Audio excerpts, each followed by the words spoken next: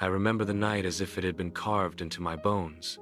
The rain had been falling since the afternoon, a steady, merciless downpour that turned the streets into rivers and the air into a wall of cold mist.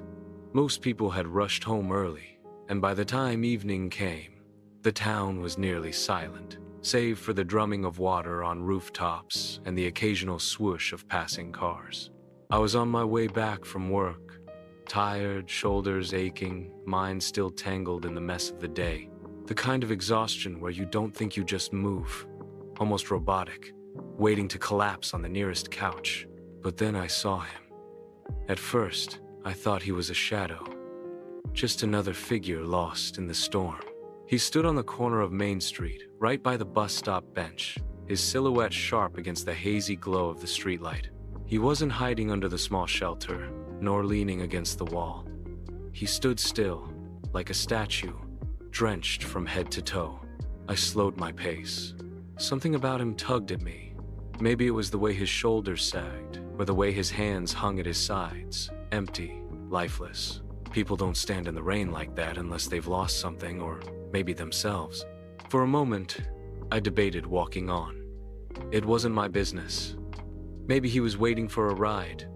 Maybe he was just stubborn about umbrellas. But then the strangest thought crossed my mind.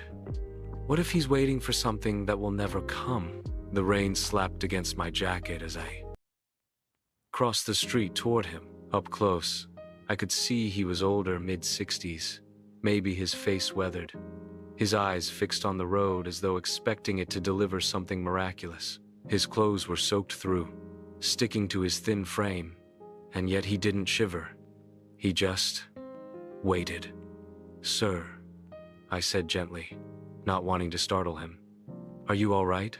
For a long moment, he didn't answer. The rain filled the silence between us. Finally, he turned his head toward me. His eyes, pale blue and heavy with years, seemed to look right through me. "I'm waiting," he said simply. "For what?" I asked.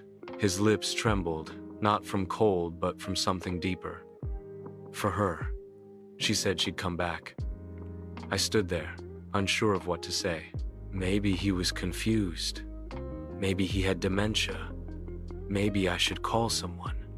But there was no mistaking the conviction in his voice. He wasn't lost.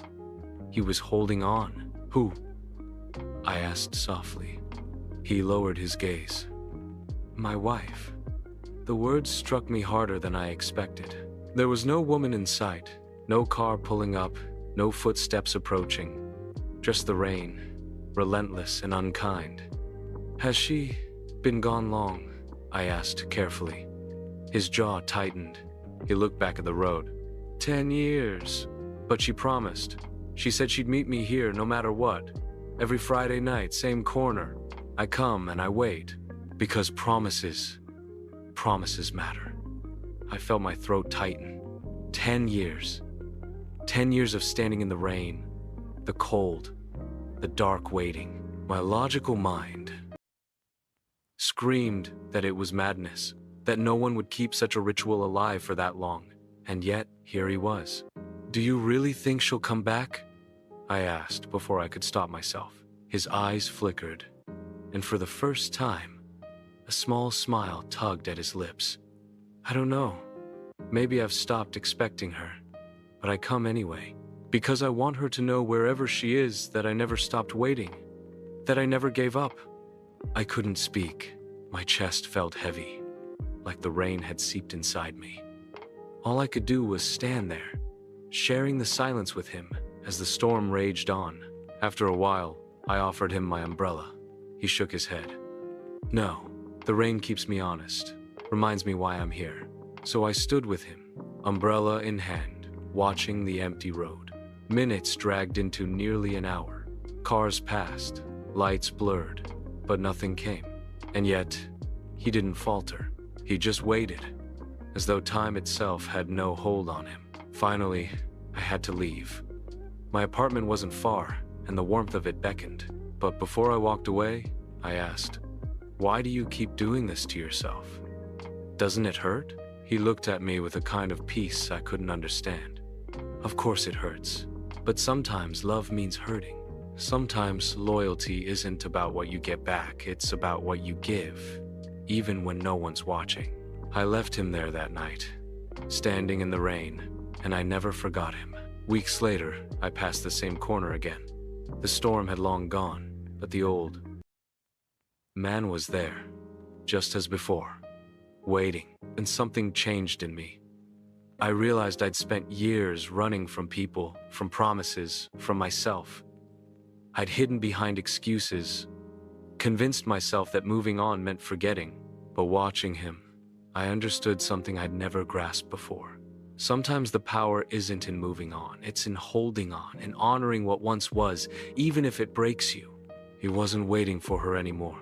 He was waiting for himself, for the man he promised he would always be.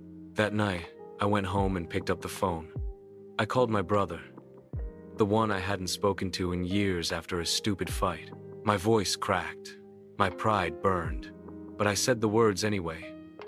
I'm still here. I never gave up.